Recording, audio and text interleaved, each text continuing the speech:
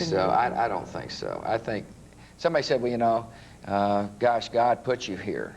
I don't believe God picked who is going to be the president. I do believe that in God we can find great strength and great solace and great comfort. And I feel the prayers of the American people. People say, how do you know that? Well, it's hard to define faith, but I feel it. People just have to take my word for it. You're nodding, Mrs. Bush. As the president's motorcade pulled up at 8:45, jet engines echoed in Manhattan. A minute later, Atta plunged the 767 jumbo jet into World Trade Center Tower number 1. We have something that has happened here at the World Trade Center. My heavens, this has just happened within several minutes. Let's try. I thought it was an accident. I thought it was a pilot error. I thought that some foolish soul had gotten lost and made a terrible mistake. Yes, light. Get ready. Light. Yes, light. Get ready. Mr. Bush was told about the first plane just before sitting down with a class of second graders. He was watching a reading drill as horror unfolded in the skies above Manhattan. Just after 9, United Flight 175 exploded into the second tower. Oh my God, another plane has just hit another building, flew right into the middle of it.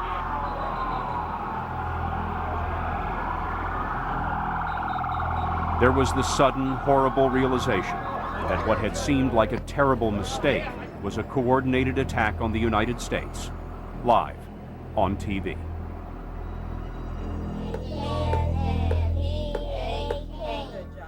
Back in the Florida classroom, Press Secretary Ari Fleischer got news of the second strike on his pager and improvised a way to get the message to the president. I didn't want the president to say anything about him having knowledge that it was a terrorist attack. Looked in his face. What did you see? I saw him kind of coming to recognition of what I had said. I think he understood that he was mine, that we're at war, and that somebody has dared attack us, and we're going to do something about it. I realized I was in a unique setting to receive a message that somebody had attacked us. I was looking at these little children, and all of a sudden we're at war. I can remember noticing the press pool and the press corps beginning to get the calls and seeing the look on their face. And I mean, it became evident that we were, you know, that the world had changed. Just instant seconds of having heard the news. I don't know how any man, woman, any leader can keep their composure the way he did. Mr. President, are you aware of the reports of the plane crash in New York? We'll talk about it later. Mr. Bush walked into a classroom set up with a secure phone. He called the vice president in a moment captured by a White House photographer. You can tell that he is just pointing at the television. What's happening in that moment? Well, this is the first. The president grabbed a legal pad and quickly wrote his message. Ladies and gentlemen, this is a difficult moment for America. Today we've had a national tragedy. 2 airplanes have crashed into the World Trade Center in an apparent terrorist attack on our country. It was now 9:30 a.m.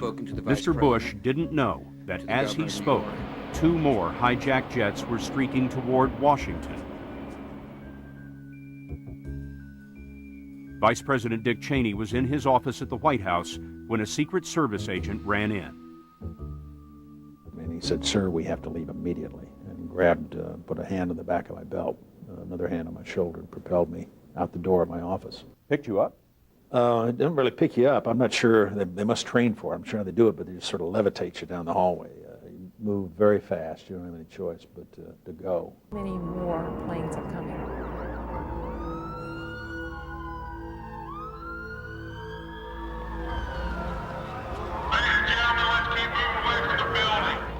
The Capitol was evacuated, and for the first time in history, the Secret Service executed the emergency plan to ensure the presidential line of succession. Agents swept up the 15 officials who stood to become president if the others were killed. They also wanted to move Vice President Cheney, fearing that he was in danger even in the bunker. But when Mr. Cheney heard the other officials were safe, he decided to stay at the White House no matter what. What you're saying is that when you looked at the line of succession, you counted yourself out. At that point, yes. It's important to emphasize it's not personal. You don't think of it in personal terms. You've got a professional job to do. The president was safe and secure. The speaker, the number 3 in line, was at a secure location outside Washington. He'd been evacuated and relocated. We had various cabinet members that we'd also sent to a similar location. So there was no question but what the chain of succession was established. Being in the PIAC was the right place to be because I had good communications.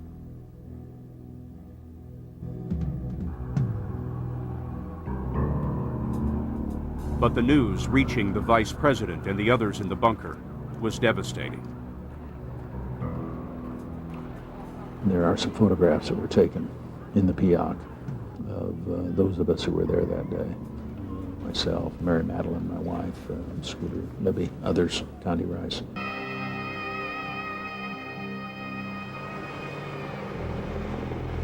"9:40 a.m., September 11th.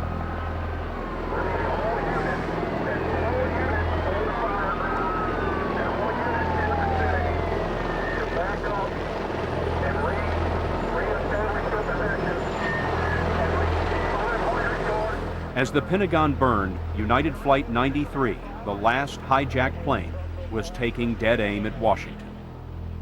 For a period of time that morning, we thought there were 6 aircraft, domestic flights, that had been hijacked. Inside the secure bunker beneath the White House, Vice President Cheney was working with Transportation Secretary Mineta, monitoring every plane in American skies. National Security Advisor Rice remembers that scene. Norm was Radar picture of that moment, showing 4,873 dots, each one an airplane. It took less than 2 hours for every private and commercial plane to land somewhere and clear the skies over America.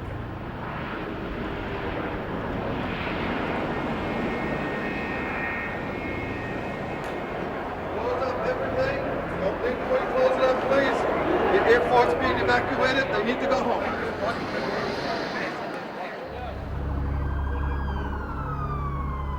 While Mineta was giving the order to land the planes, the White House staff was upstairs in a West Wing cafeteria watching on TV. Press Secretary Jennifer Miller-Wise was in the crowd when the order came to evacuate. And I no sooner... May God bless the victims, their families, and America. Thank you very much. In Florida, the president and his entourage were making their own dash to safety, from Booker Elementary School to vehicles ready to take them to Air Force One.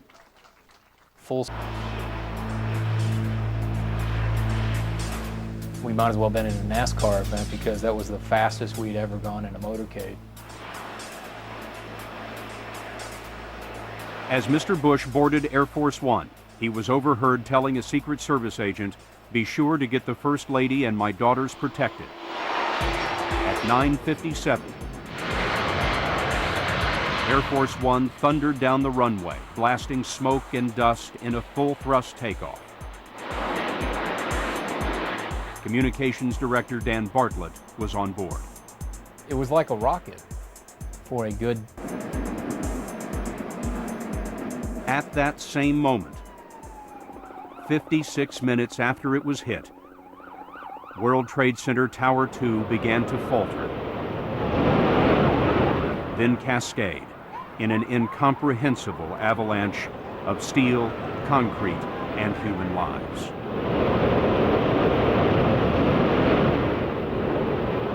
Someone said to me, "Look at that." I remember that, "Look at that." And I just remember a cloud of dust and smoke. Down in the White House bunker, the Vice President was recommending that any more hijacked planes be shot down. I discussed it with the president. Are we prepared to order our aircraft to shoot down these airliners that have been hijacked? He said yes. That was your advice to the president? It was my advice. It was his decision. That's a sobering moment, to order your own combat aircraft to shoot down your own civilian aircraft. But it was an easy decision to make, given the fact that commercial aircraft were being used as a weapon. I say easy decision, it was, I didn't hesitate, let me put it to you that way. I knew what had to be done. In New York, World Trade Center Tower number 1 was weakening. It had stood for an hour and 43 minutes. But at 10:29 a.m., it buckled in a mirror image of the collapse of its twin. The picture that went round the world reached the First Lady in a secure location somewhere in Washington.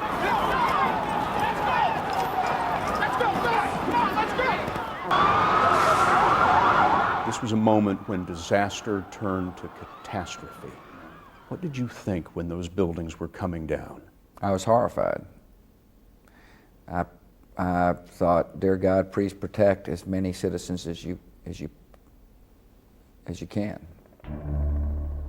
It was a nightmare. By 10:30, America's largest city was devastated.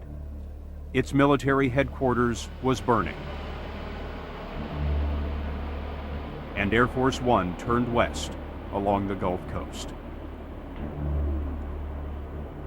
I can remember sitting right here in this office, thinking about the consequences of what had taken place, and realizing it was a defining moment in the history of the United States. And I didn't need any legal briefs, I didn't need any consultations, I knew we were at war.